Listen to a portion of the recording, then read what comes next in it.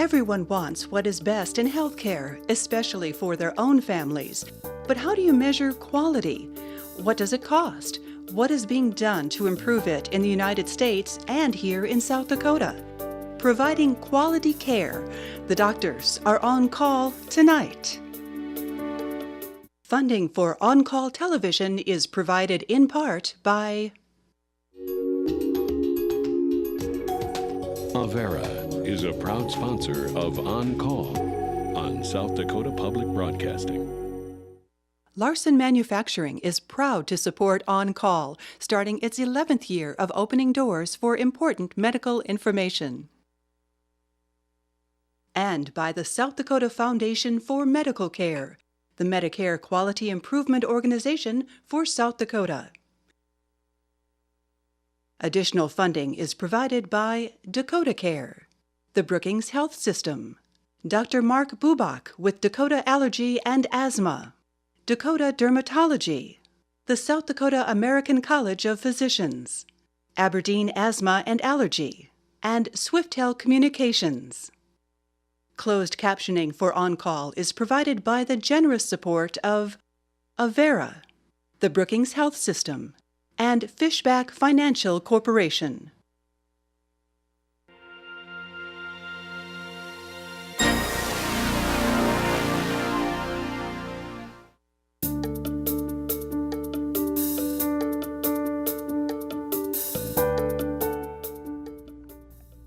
Hello and welcome to On Call Television. This is our first of the 12th season. The official gift for the 12th anniversary is pearls. I know tonight's program will live up to that. And we have an extremely interesting lineup of shows to come. We have topics such as low testosterone or the immune system or disaster preparedness and of course several of your favorite Ask Anything programs. But tonight we will be talking about the quality of care and how that quality is measured and what we can do to improve it. When you or your loved one's health is at risk and insurance or the government pays the premium dollars, weighing quality care is the last thing on your mind. Naturally, we expect hospitals to give us their very best, conscious of keeping the patient's best interest in mind. Still, it's beneficial for us to be well informed on the quality of care and its limitations. Measuring quality care can include information such as how soon antibiotics are started, the sanitation practices of the staff, and the quality of the people, the nurses, the staff members, the physicians, the PAs, the nurse practitioners caring for your loved one.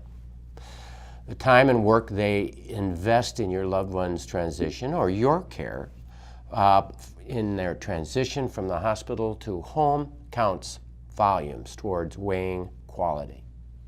Fortunately, information on quality care is becoming more available from various sources, including online, enabling us to become better informed in the value of care. Well, we welcome your questions about the quality of care, including standards, safety, transitions, what to look for, what to expect, and the quality value of what you're putting your money towards. Call in your questions or comments to 1-888-376-6225. Tonight we are fortunate to have two very special guests. Dr. Stephan Schroeder is certified by the American Board of Family Medicine. His medical degree is from the University of Minnesota School of Medicine with residency at Hennepin County Medical Center at Minneapolis. He currently practices in Miller, South Dakota at Avera Hand County Memorial Hospital. Dr. David Brechtelsbauer is also certified by the American Board of Family Medicine. His medical degree is from the University of Michigan School of Medicine with residency in family practice at Saginaw Coop Hospital? Cooperative Coop. And fellowship at the University of North Carolina. He practices in Sioux Falls at the Center for Family Medicine and is a faculty member of the Sanford School of Medicine of the University of South Dakota. Welcome, gentlemen. Thank you. Thank you. So, I mean, some people might suggest that this is a dry topic. This is not a dry topic, and this is a I'm thinking really a hot topic as the ACA, the Obamacare issues are rolling in, and Medicare is looking harder at what kind of quality is going on. You're the director of the foundation. Explain to us what that is. Okay. I am the medical director of the South Dakota Foundation for Medical Care. For that reason, I journey to Sioux Falls a day or two a week to take on that position, as well as my work in Miller. And I'd like to take just a break at this time to thank the groups in both of those places, my colleagues and staff at the clinic and hospital in Miller, and as well as the foundation staff, both of whom put up with me. A shout out to them. They put up with you. You're such a mean guy. You know? As I try and handle two jobs during the week. But the Foundation for Medical Care is known as the Quality Improvement Organization, or QIO, for South Dakota. We contract with Medicare over 3-year spans, and we help levels of care in the state dealing with patients who are unhappy or have concerns can call us for help along quality issues. We collect data for hospitals and nursing homes and submit that so it's nationally publicized, like what you talked about earlier. We have special work we do with clinics and nursing homes, of which my colleague to my right is a very expert in that area. Absolutely.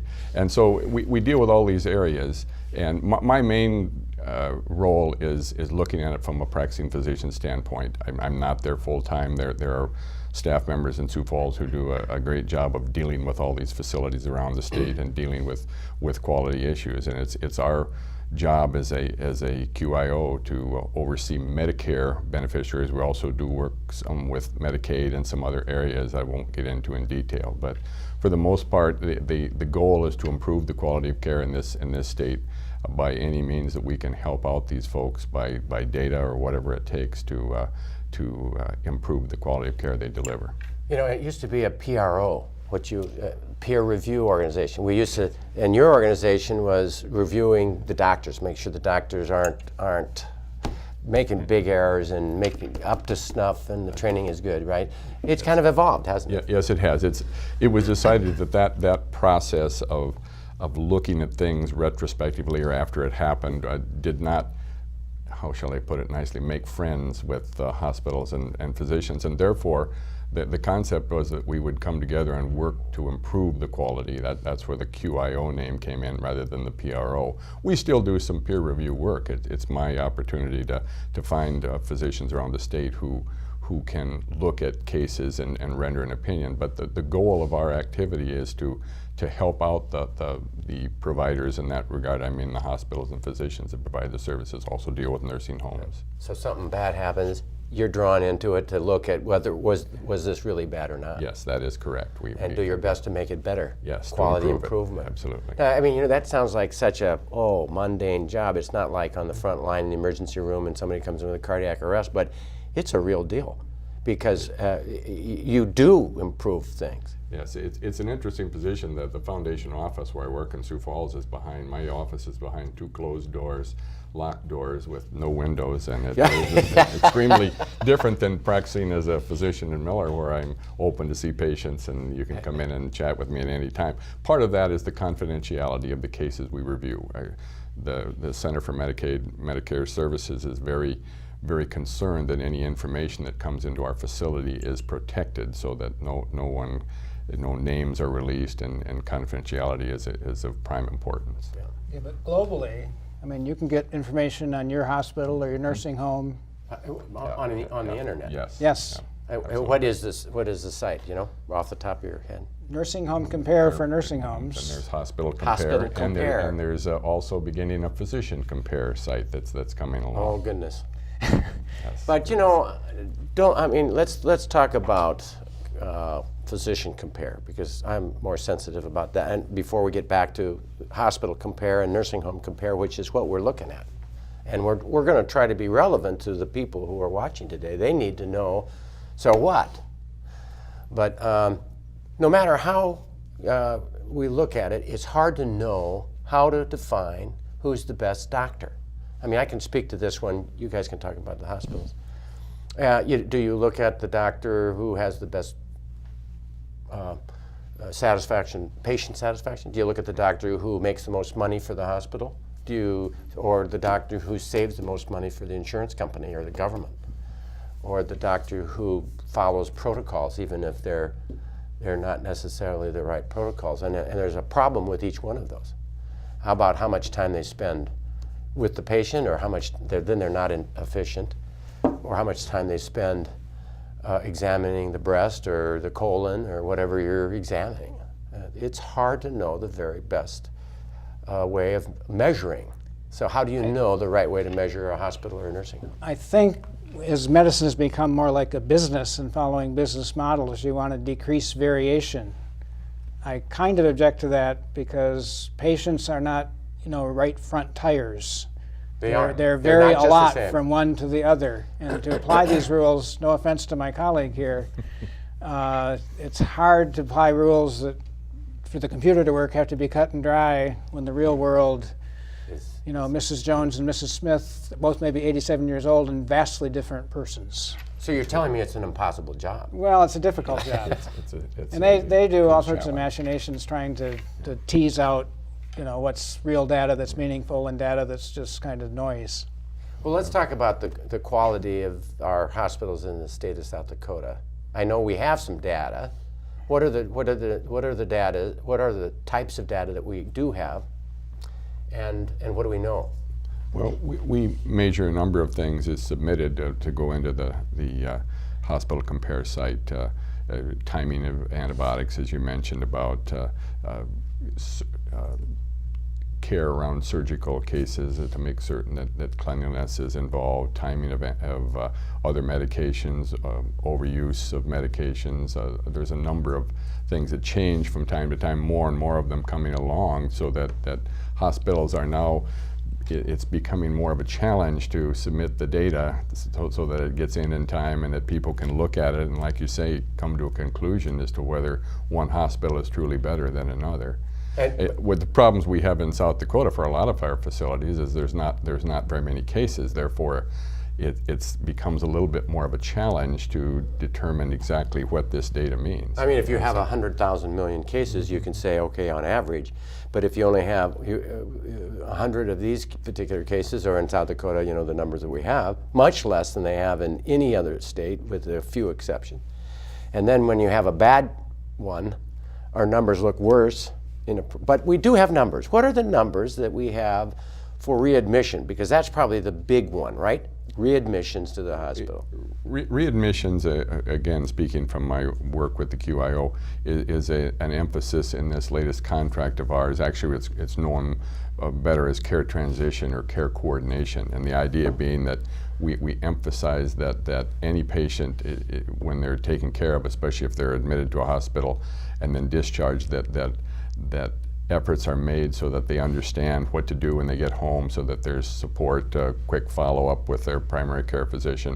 All these measures go into effect. Now, as to the question at hand for readmissions in our state, we're below the national average, I think, which is somewhere around 18 or 19%, and we in South Dakota are somewhere down 14% of the, below is good, and that's 30 days. That's a 30-day readmission for any reason, and there are some concerns, of course, that some of those readmissions are planned, so it becomes somewhat of a tricky issue to get through. But that's what CMS wants us to measure. So that's what we're doing, and we have a group, and you'll hear from Ms. Johannsen later on during the program. We have a number of the communities in this state that are coming together, bringing folks from all levels, from physicians, hospitals, nursing homes, home health agencies, and social services to help coordinate the care after patients are discharged from a hospital, so that there's less chance that they would have to return to the hospital because of recurrence.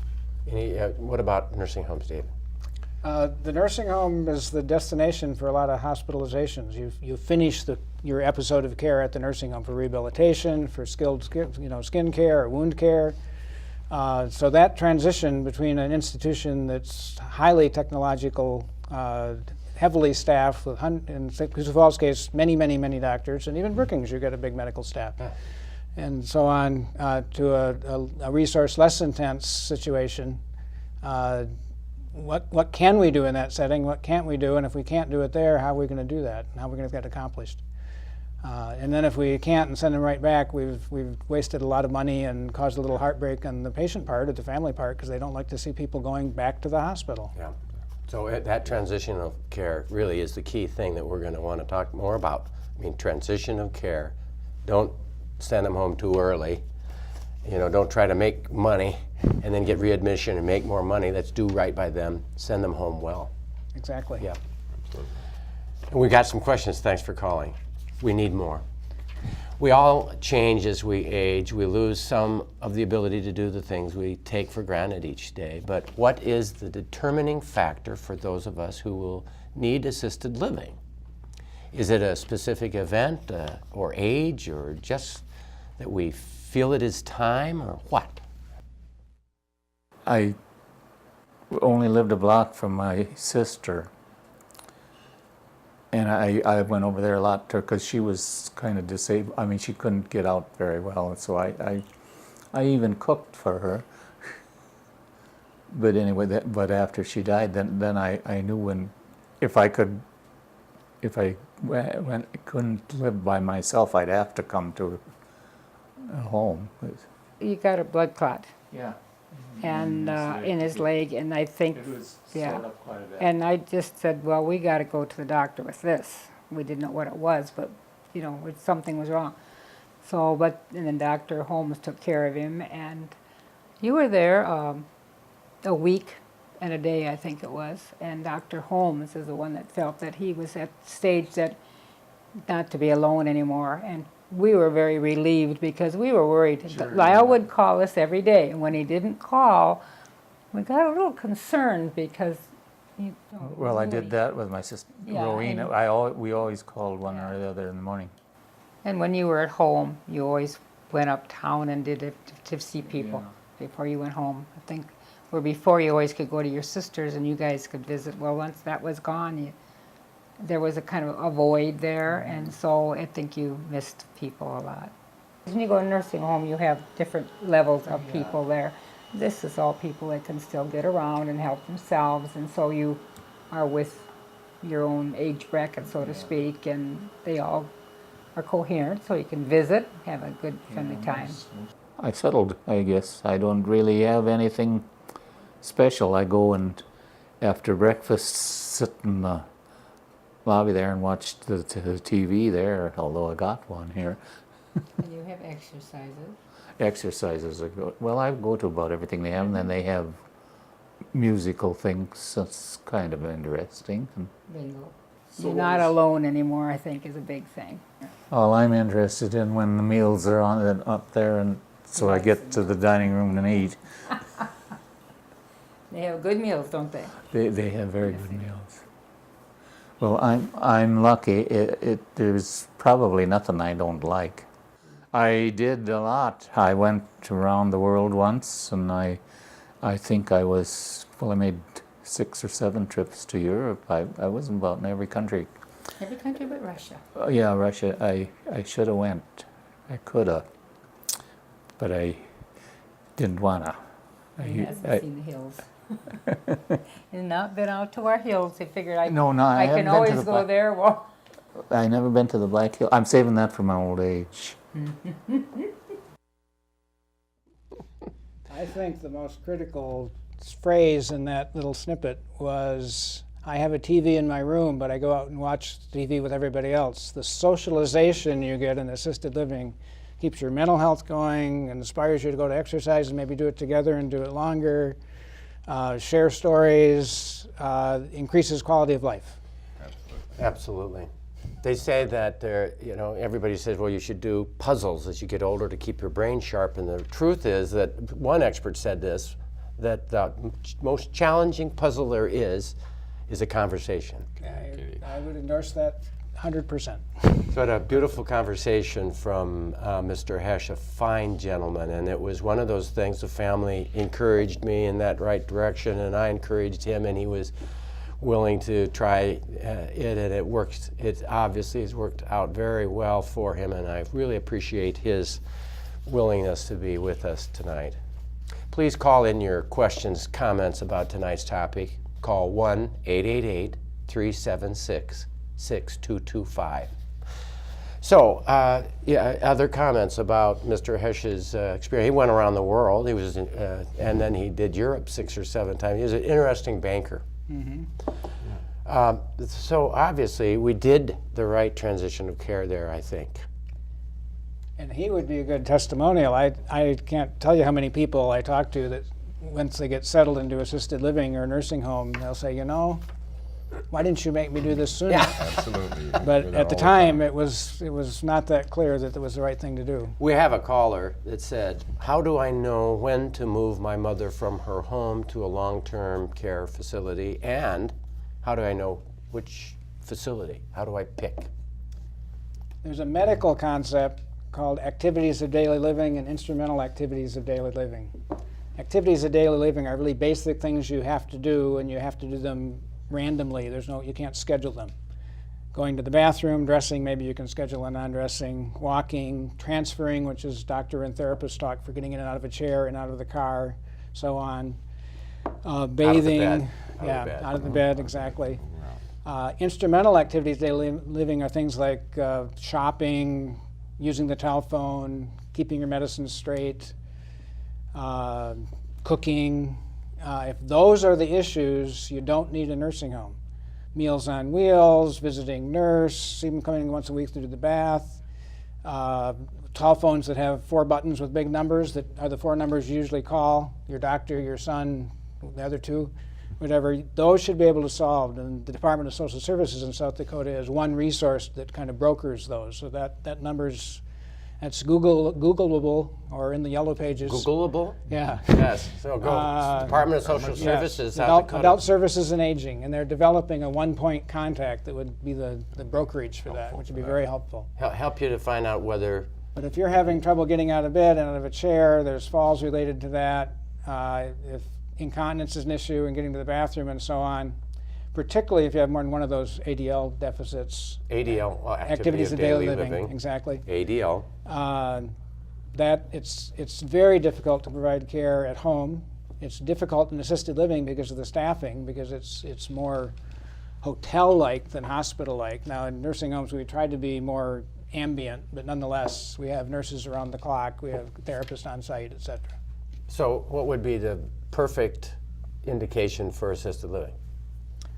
I think a big 2-story house, and the bedrooms upstairs and the bathrooms upstairs, and the washers are downstairs in the basement, and it's kind of a struggle to get that done. Maybe driving, which is an IADL, is going, and unfortunately our rural areas, public transportation is a challenge, and Sioux Falls is a challenge to get public transportation. It's not so bad in Brookings. Yeah, Better good. here. It's great. So those are the times it's just Might be a time better to thing downsize. And then the surprise is you get there and meet other people, and like we saw in the snippet, you're not watching TV in your room, you're watching it with the new family. I think that also it's important that they are willing to help you with your medicines. People having trouble keeping their medicines right, and they're important medicines. Then maybe that's one more indication. Steve, anything to add?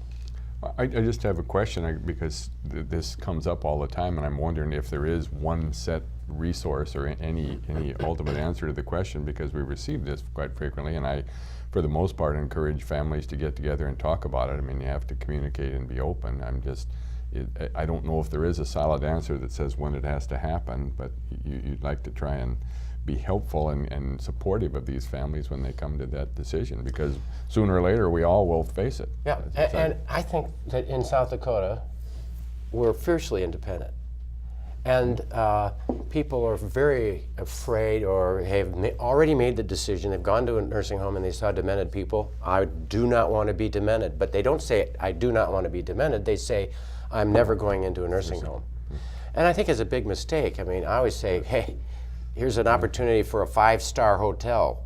You want to turn that down? Very true. So, but there are comments about cost. So what's the other comment about the cost of someone doesn't want to use up all of their resources.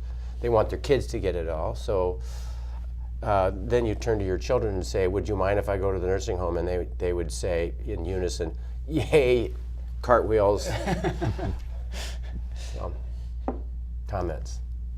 Yeah, I agree that many more children, adult children of elderly parents, would rather see their parents in a safe and secure situation and inherit less money than vice versa. That's right. The other question is, and I think this is something to consider, there are times when these people can stay at home because the kids have the resources to help them. They want to be there, they can all take turns, they've got financial places to hire people to do these things. What's your comment about that, either one of you? I think any time there's a deficit in two ADLs, What are if those you again can't now? What are dress, the if you ADLs? can't dress or get out of a chair without extreme struggle, if you're forgetting to bathe or afraid to get in the bathtub to bathe, if you have two deficits, you can be the Rockefellers and not pull this off. And if you try to hire private help, It's really then somebody tough gets to sick do. and there's no backup. If you work with a home health care agency, that might be a temporizing measure, but then at least if somebody gets sick, calls in sick, it's they have backup ready to go. So Something it's a can cover. challenge. And one word on picking. I think once you should go unannounced, and I think you should just look around and see how people, are they at the TV enjoying conversation? What does the food smell like and look like? Is it clean? Does it smell good? Is there staff around, and how do they interact with the patient? We call them residents and not patients in Yes, nursing they're homes. residents. That's a kind of a verboten word for patients who want it more home-like. But I think also you're not done until you schedule a visit with the social worker, the admissions coordinator, or the director of nursing, or whoever for that facility is the appropriate person to show you around, explain their philosophy of care and what to expect, and at some point how much it's going to cost and how you get it paid for. So I think at least two visits. And unfortunately, for many times, it comes at the end of a hospitalization, and instead of going back home, they say you have to go to a nursing home. And by the way, we're going to discharge your mother at 4 o'clock this afternoon, so here are the three choices. Which one do you want? Which one do you want? I do make it say, rapidly. lean on the discharge planning nurse at the hospital. Yeah, very Huge important. resource. We've got, several discharge planning nurses. I just lean on them all the time. I lean on them for their resource, their support. They're wonderful. Just call the hospital and ask to speak to the discharge planning nurse. And I think if you're a patient, you can ask the nurse taking care of you, I want to talk to the discharge planner. Yeah. And do that sooner, not later. Yeah. This is a comment, no question, okay? But I'm going to have your response. The caller helped a loved one through their dying process. The nurse they worked with limited the pain medication because they didn't want to give too much. The patient had to have 5 admissions. Comment. Well, that's sad. I suspect they weren't working with a formal hospice agency, but I don't know that from the comment. I think there was a time in the past where there was more concern about becoming addicted or becoming a drug addict. If medicine is prescribed and well managed, my elderly people dying at home are not out holding up banks to get their drugs. No, I think hospice care, or palliative care as it's sometimes referred to, is a very important issue, and people need to come to grips to it. And we always encourage the use of pain control medications. It's not a great worry. Not a great worry. And I think the sophistication, I don't know if this is an attitude issue in this nurse or a knowledge issue, but long-acting meds by patch that are very smooth and so on, and it's almost a set it, forget it. You don't have to change the patch for 72 hours. Boy, I lean on those patches a lot. And Yes, a little, if it gets a little worse, absolutely. something a little for breakthrough pain. Yeah. There's ways to this is a sad comment. Scenario. Yes, and frustrating. There was Unfortunate. obviously not communication between those people. Here's a call. When is it appropriate to have your parent live with you instead of a long-term care facility? Well, my mother lived with my sister for a while, 3 years, and one day I got a call, and the call was, "David, it's your turn." Very simple conversation. At that point, knowing the architecture of our house and steps and so on, we brought Mom to Sioux Falls, but fortunately, my position, I knew assisted living pretty well in our town, And so that's we where they ended were. up in assisted living. That's great. You have a comment about that? When was appropriate? Is that what the question was? Yeah, when is it appropriate to have your parent live with you? I guess the simple answer is if you're comfortable with it and you have the ability to care for them. So it's always appropriate, but is it the right thing to do is another question. If anybody's angry, when any of the kids are angry or the parent is angry, something's not right. And I will mention another thing. Some of our communities have adult daycare programs, which basically your parent living with you at home, your elderly parent, can go to Daybreak in Sioux Falls and play cards, interact with friends, do activities instead of sit in front of the kids go to work, TV. Mom and Dad go to work, or the kids go to school, Mom and Dad go to work, Grandma goes to daycare, and and that works. It works. Absolutely. And then they're not home alone all day while everybody else is gone. Yeah. As we boomers age, and we are boomers here in this room, and begin to move into assisted living, we have different expectations for what those facilities will look like and what services they will provide. One of the newest is the neighborhoods at Brookview in Brookings. I was in the Veterans Hospital in Sioux Falls, and I had to have oxygen. And the only place I can get it, what I needed was here in Brookings, so they moved me over here at Brookings, and which was a good move on my part, and thankfully they found this place. It's a dandy. Number one is the girls, the nurses are so nice to you. They just can't do enough for you, and I wish that I could do the same for them, The new part of it is what's good. It's so beautiful, They sure did a good job when they put this thing together. Well, the eating is another thing that's a vast improvement. What I mean is the food is not that much different, but it's how you can get it. You can come out and eat breakfast all the way from 8 o'clock to 11:30, 10 o'clock. You can have breakfast. And then afternoon you have the baked cakes and cookies and stuff, so you can little munch on that stuff, during the day.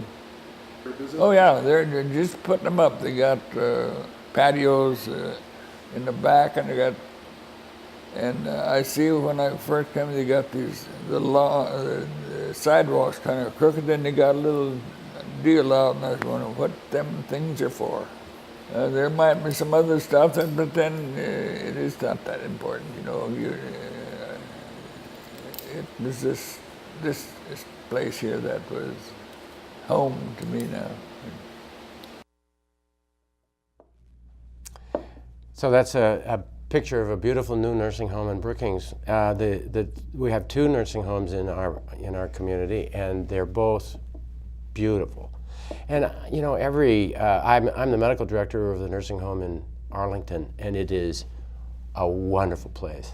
I think we're blessed in this area of the country. I know that for Estelline and White have fabulous nursing homes, and so it isn't always this way elsewhere. Any comments about the fact that the boomers are going to have to realize our turn is coming. Let's do our best to make them really nice by the time we need them. Comments? I think we have an advantage in South Dakota of being a smaller state, and you're more likely to be cared for by somebody who, if they don't know you, they know your family or what you did for a living or something about you, and the relationship between the staff and the residents are much more neighborly than just a job. And that makes these institutions seem like home, like it said on the sign, "This is our home." Yeah. So I think that's a huge difference in a big city where the workers, they work hard, but they don't have a need or a responsibility to really connect with the patients on an ongoing basis. Steve? I wonder about thinking of it from more the rural areas about manning, staffing, etc. Trying to keep all these nursing homes open. Are they in the right area from where the population is, or where the population would want to retire? It's a bit of a challenge, more so in terms of trying to staff these facilities in smaller communities. Mm-hmm. Well, I can tell you that in Arlington, where I'm the medical director,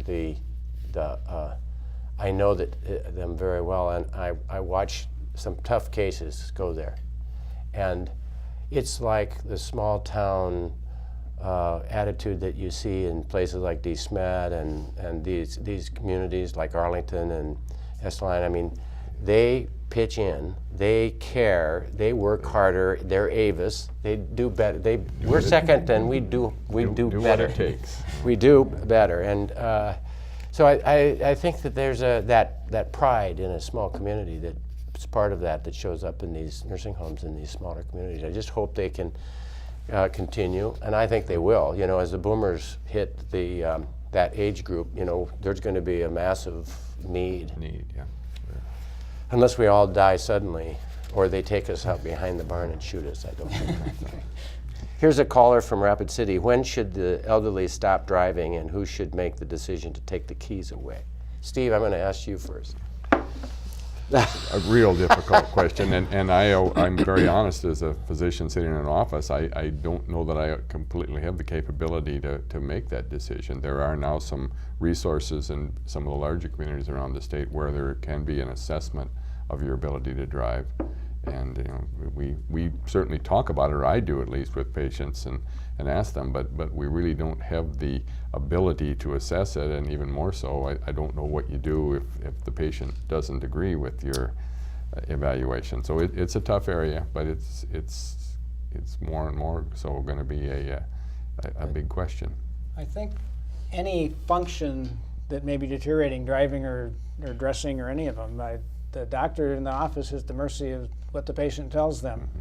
So if you're worried as a family member, you're going to have to cue the doctor's office or the doctor's nurse to inquire about that. And then the rule of thumb is we get those two reports is that the family member is usually more pessimistic about the situation. The person being examined is more optimistic that they're really better than they are, than their daughter thinks. And I really advocate, like Steve is alluding to, that there are usually in occupational therapy departments formal evaluations that involve both testing in the department about reflex time and vision and peripheral vision, a much more elaborate test than just getting your driver's license renewed, and then on-the-road testing. And sometimes the family's surprised that they passed, and sometimes the elderly person's surprised they didn't pass, but it's a disinterested, very skilled third party to bear the bad news. And you can call either major hospital in Sioux Falls, and they have team. And the VA also. The only comment I make is this. I've got 3 promises. One, to try to do good, not do harm. Always be honest with my patient. And the third is to respect that person's autonomy. If a person is competent, they have a right to say, I don't want to have a blood transfusion, and I'm going to respect that. They can say, I'm not going to have my appendix out right now. Thank you very much. I'm going to go home. I can leave the hospital. If they're competent, they have a right to make those decisions. And here's a family member saying, well, I'm afraid dad or mom is not able to drive, and the patient, you look at the patient and you study them and you check their memory, and their memory is adequate, and they pass the mental exam to see if they're competent, and they're competent. And so what I do to that situation is I do not take their driver's license away. I say there's a place in Sioux Falls that you could be tested if you want to prove this. But you're a competent person, and this is my point to everyone. You're a competent person. If you are competent and you think you could be putting my kids who are on the road, or anybody's kids, or anybody else on the road at danger, you choose not to drive. And so I think, you know, there are a lot of aggressive people who want to take their elderly, kind of borderline competent person's keys away. And the statistics say they have a lot more dingers than anybody else on the road, but they kill less people than any 18-year-old male on the road. So if we're going to take their driver's license, we should also take every 18-year-old guy's driver's license away too. I think we got to be. We lose our tech crew today, though. We would lose everyone. Who would put the camera? I can see the camera veering right now. So the point I'm making is let's respect people's choices and encourage them to make the right choice, if that's the case. Yeah, so, I think I think that's a very good point about if it's only affecting you, it's one thing. If it potentially affects the community, that's a different decision. And maybe the decision is, okay, I'm going to drive just in my little town during the day. Or maybe I'll get a golf cart, and then I can get around. And I know of cases where that happened too. Changes in the world of healthcare are falling over us like rain from South Dakota thunderstorm. We need more of those, by the way. How do we decide what is the best way to increase quality and at the same time stay within our budget? South Dakota Foundation for Medical Care, the quality improvement organization for the state of South Dakota, is currently working on a project with the Center for Medicaid Medicare Services to help reduce avoidable readmissions.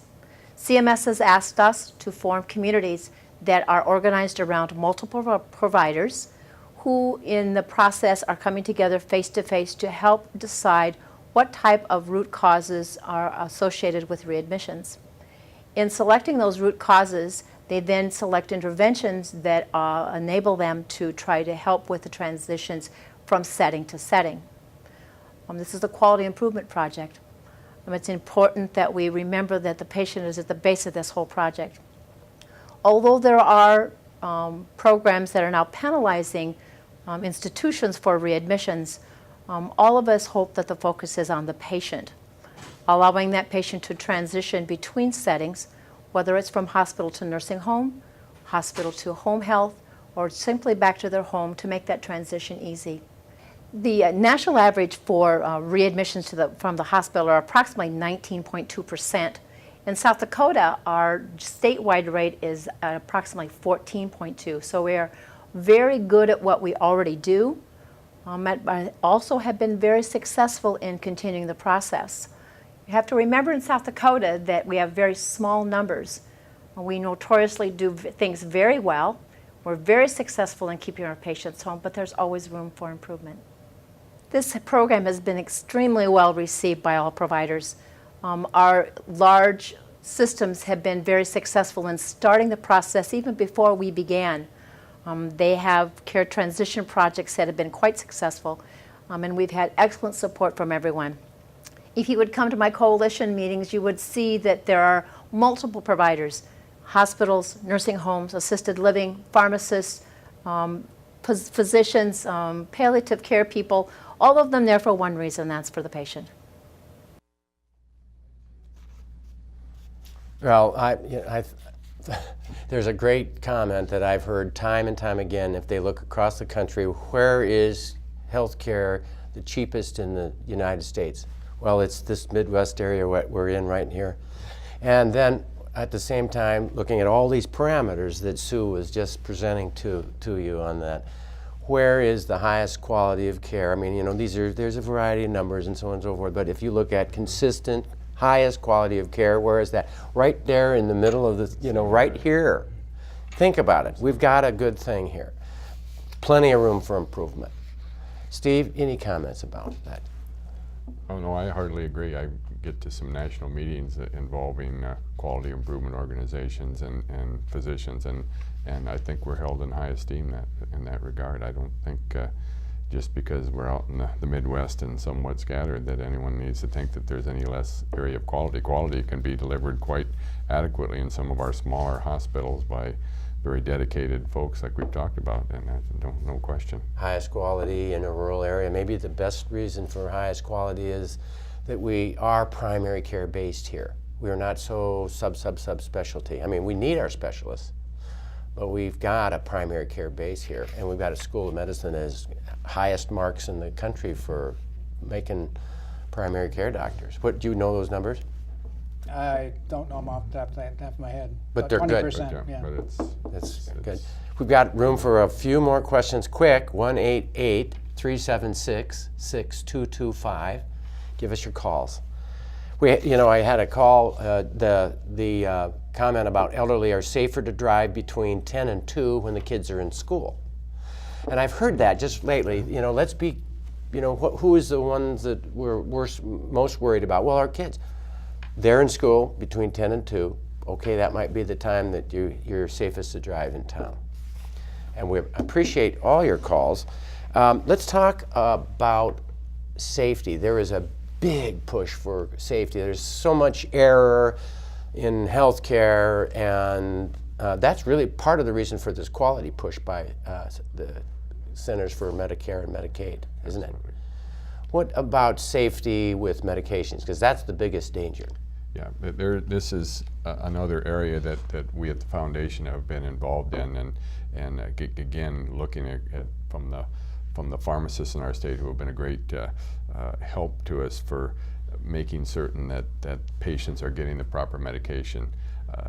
So many of our older folks are on a number of medications, polypharmacy, that you and I have talked about many times in the past, Rick, and it really can become very complicated when medications are known by one name, a brand name or a generic name, or they come in a different color form or whatever. So some of our patients truly struggle, and I always make a point that when anyone comes to the clinic of asking them for a list of their medications or to bring their medications along, and they look at me kind of funny, but over time I've come to the conclusion that sometimes what we think they're taking and what they're taking may be totally entirely different. And so it truly is medication safety, and especially some of the medications, blood thinners, antibiotics, antipsychotic medications, or medications that are given for behavioral problems, can become a real challenge to make certain that they're being taken safely. And the Center for Medicaid wants it, and Medicare Services wants us to make certain that we bring this to people's attention so that we can minimize the number of adverse events, as they're called, or reactions to the medication. And I want to advise people to get one pharmacy and stick with it, and it probably should be a local pharmacy. I know it's sometimes cost effective to send off to Ohio or someplace and get your meds in the mail, and if that's absolutely the only way you can afford your medicines, that's okay. But to have a local pharmacist that can tell you that the green pill just turned out to turn a blue pill now because the company changed, that it's the same pill or it's a different pill. And by the same token, if you're hospitalized, some of your regular medicines may still be on, but a different dose or a different schedule. Some of the medicines may have been stopped, and you have to be clear on that, or changed to a different medicine for the same reason. So talking to the hospital pharmacist and making sure you go home with a list that you understand of what you're used to be taking and aren't anymore, and what you're still taking, and is it exactly taken the same way, and what's new. And it's really helpful if, in some level, you have some idea why you're taking them. And the pharmacist can help you with that. Yeah, I encourage patients, if they're not certain, to make sure you talk to the pharmacy or to us at the clinic or hospital. And another issue that comes up not infrequently is their inability to afford the medication, and they're feeling bad enough that they don't tell us that that's one of the reasons they may not be taking it. And we can do whatever we can to try and get it, but the most important thing is we know that communication is extremely important in this instance. Tell us you're not taking it. Yeah, I can't afford it, be very honest. Can't afford it, don't like that one, makes me feel bad, I don't trust it. I do think what you said is right on the mark about it, a local pharmacist. Absolutely. I mean, the mail order and cost effective and competition and all that, but if you have a pharmacist that you know and you can talk, with whom you can talk, what a good thing that is. One other comment, we got a few more minutes, don't we? Oh, okay. Well, the only thing is anticoagulation in the hospital is a thing that's been a real new thing. We have less than a minute. I'm thinking it's being overdone. I'm kind of angry that it's one of the new scopes of work. We must anticoagulate everybody who's hospitalized that's sick. The studies aren't that strong. I agree, and I think we're telling the right person. Because this is the guy. Pass it along. To pass it along. It's a bad thing. And the nurses go crazy on this. And then, why haven't you added this anticoagulant? Well, that's between doctors. We'll be right back after this. What would you do to save your child's life? Secondhand smoke can kill them any number of ways. So, would you stop smoking around them? Would you ask your family and friends not to smoke around them? Would you keep them away from places where people smoke? Of course you would, because you can choose. They can't. It takes courage to stand up for your child. But if you don't, who will? When you walk out the door to buy a car, you have to take into consideration how much money you can spare and what is the quality of the vehicle you're about to buy. Balancing cost and quality is how we choose. It's all about checking the pocketbook and then kicking the tires. But pocketbook tire thinking goes out the window when something bad is happening to you or the one you love, and you arrive in the emergency room. With insurance or government paying premium dollars for your care and someone's health is at risk, you expect the very best. But how do you measure what is best care? Measuring quality in healthcare is the new goal of the Medicare bureaucracy. You're part of that, you know, Steve. For example, presently they are measuring how fast antibiotics are started on patients with infection, how often nurses and doctors wash their hands, how the risk for clotting is prevented, how often patients have to come back to the hospital in case they were sent home too soon. And the list goes on and on. What's more, all this information is becoming available to anyone on the internet with the hopes that people will become smarter consumers, kick the tires more. And all of this is supposed to drive up quality. However, we should realize there are limitations to such a process. Sometimes the measurement standards are wrong. For example, we have recently learned that it could be harmful to overcorrect blood pressure or blood sugar. Sometimes the protocol encourages adding yet another medicine, which may encourage too many medicines, which in turn can be harmful. Sometimes quality measures encourage excessive testing or more medicine instead of more comfort and pain relief when the patient is certainly dying. And to top it off, I suspect sometimes what is measured may depend on how much money the hospital is spending on measuring rather than on caring for patients. Well, there are good things that have followed this trend too. I have watched how old habits have changed to better ones, how nationally accepted important standards of care are becoming habits. The emphasis on safety is good, and I especially like what is being accomplished with transitions of care, or how well we are making sure the patient has a medical home to go to after the hospital experience. Certainly, quality of care is not the fanciness of a new building, richness of a lobby, or the expense of advertising. It has all to do with the quality of the people working within, the time they have to spend with you, how they transition your care to home, and the support the hospital gives to those people to do these important acts. Measuring quality is a challenging goal, and you can bet there will be a lot more kicking of tires to come. Well, we've got a few more minutes less than 2 minutes to take home messages that you want to make sure that people hear. David? I think if anybody brings up assisted living, you should go visit and think about it. And don't put it off. You wait till you're ready or wait till you must, you won't have the opportunity to be a good consumer, and you may end up in a place that you won't be satisfied with. Yeah. All right. Very good. I just emphasize communication. Ask questions.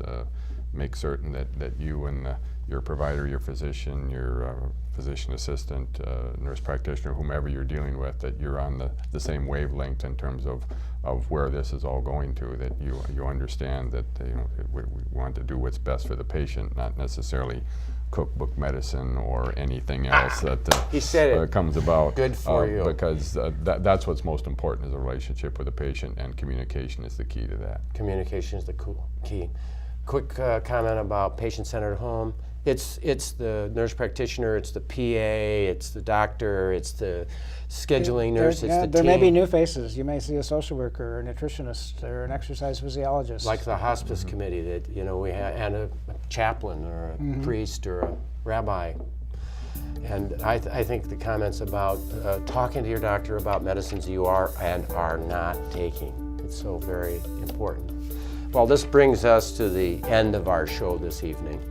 I sincerely thank our studio guests, Dr. Stephan Schroeder and Dr. David Brechtelsbauer, both are hard names to say, for helping to answer all of the insightful questions from our audience.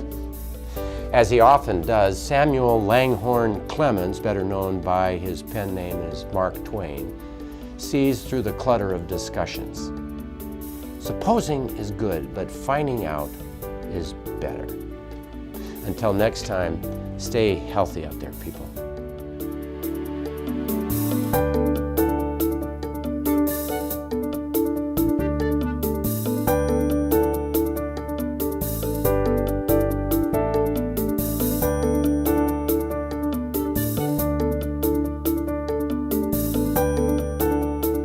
Funding for On-Call Television is provided in part by Avera is a proud sponsor of On Call on South Dakota Public Broadcasting. Larson Manufacturing is proud to support On Call, starting its 11th year of opening doors for important medical information. And by the South Dakota Foundation for Medical Care, the Medicare Quality Improvement Organization for South Dakota. Additional funding is provided by Dakota Care, the Brookings Health System, Dr. Mark Bubak with Dakota Allergy and Asthma, Dakota Dermatology, the South Dakota American College of Physicians, Aberdeen Asthma and Allergy, and Swiftel Communications. Closed captioning for On Call is provided by the generous support of Avera, the Brookings Health System, and Fishback Financial Corporation.